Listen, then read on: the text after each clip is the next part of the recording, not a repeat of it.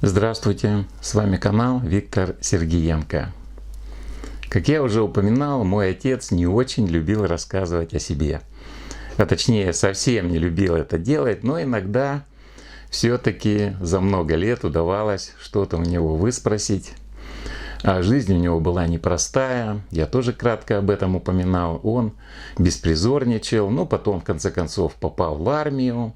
Ну и в армии все пошло уже своим чередом.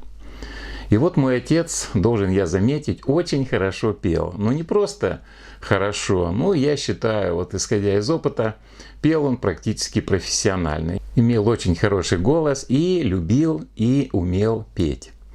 В армии, конечно, это заметили. Он там активно участвовал в самодеятельности, в армии это приветствуется.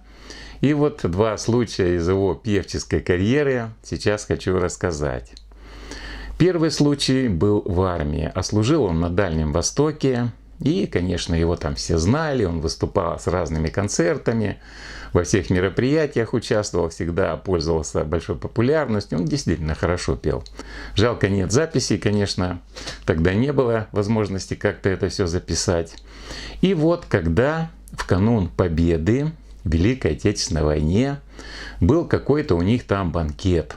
Собрались все офицеры там в клубе или еще где-то там.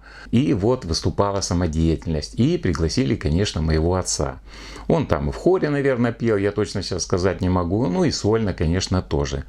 И вот он вышел и спел какую-то песню. Очень хорошо спел, очень всем понравилось. Все там хлопали. И подошел к нему один какой-то там генерал. Ну, высокопоставленный очень, подошел, так его обнял отца и говорит: молодец, матрос. И наливает ему стакан водки: выпей за победу. И отец, конечно, отказываться не стал, но кто бы отказался, молодой парень. И он, в общем-то, выпил спокойно эту водку. Конечно, он был очень крепкий, ничего страшного в этом нету. И тут ему еще этот генерал говорит: ну спой, говорит, еще разочек. И отец спел.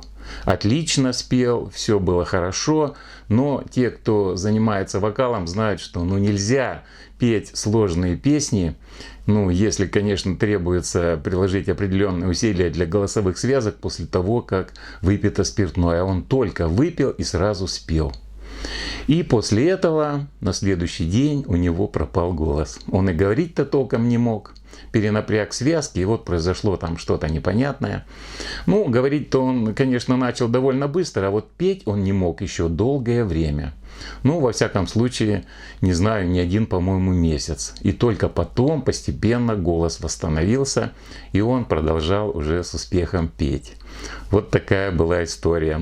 Как было можно поступить в том случае? Как он бы мог отказаться, когда к нему подошел? От чистого сердца, это, конечно, не какой-то подвох. Этот вот офицер предложил ему высокопоставленный выпить с ними вместе. Он выпил, и вот получилось так. Чуть не потерял голос совсем. Вторая история произошла значительно позже, уже после войны, когда отец приехал в наши края, в город Барнаул. Он работал во многих местах, и вот некоторое время он работал в филармонии. Он был электриком, и, по-моему, там он работал осветителем. Работал и работал. И как-то однажды он случайно, он не пытался там как-то себя позиционировать как артист и как певец. Как-то случайно в разговоре с руководством что-то, то ли у них некому было выступить, то ли как-то еще. Он говорит: я могу, в принципе, вам, я не знаю, предложить тоже спеть там за место кого-то или куда-то съездить там, я не знаю, с концертом. Не хватало у них там артистов. А ты, говорит, умеешь петь? Он говорит: в принципе, умею, в самодеятельности выступал вот в армии. Давай-ка, говорит, покажи себя. Он спел. И, в общем-то, все руководство филармонии было поражено, как хорошо он спел. Он пел и народные песни, он пел и оперные даже арии какие-то изучил. Даже, по-моему, на итальянском что-то он там запоминал, учил, мог. То есть хорошо пел. Спел, всем понравилось. Да, говорит, ты, говорит, готовый артист. Ты, говорит, давай, говорит, поступай, говорит, к нам, в качестве артиста. А не будешь работать электриком каким-то там, а будешь как артист у нас. И взяли его в штат, как певца. И стал он артистом филармонии. Стал выступать с концертами. И вот произошла такая ситуация. Творческие люди знают, что такое иногда бывает. А было дело так. очень хорошо моего отца принимала публика. Вот он как споет, и после этого ему и цветы, и овации, и вызывают на бис. А концерты были сборные, и, допустим, после него или до него выходит другой какой-то там заслуженный артист, заслуженный певец с регалиями, ну ему похлопают и все, и не приглашают.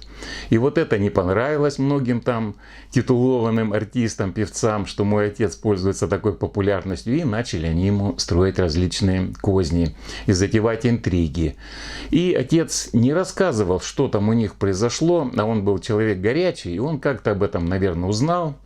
И поругался с ведущими артистами, но настолько, что, ну я не знаю, до драки не дошло, но был серьезный скандал. И вот, недолго думая, пошел к директору филармонии, или кто там был, и заявление ему на стол. Я не хочу, говорит, работать вот в таком коллективе с такими вот, ну так как раз так, нехорошими людьми. Но тот его пытался уговаривать, дескать, это артисты, не обращай внимания, продолжай выступать. И отец обиделся все-таки на них настолько, что не стал работать там певцом и ушел.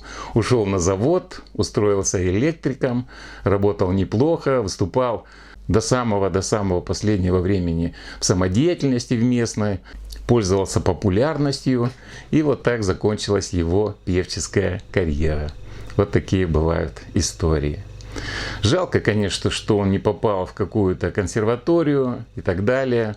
Вот сейчас, с учетом уже опыта, с возрастом, я понимаю, что у него был очень хороший голос. Ну, может быть, конечно, он не имел классического музыкального образования, то есть это вокалу надо учиться и не один год, но даже вот как самородок он выступал очень хорошо. Вот такие были интересные времена. Ну и в конце пожелаю всем всего самого доброго. До свидания.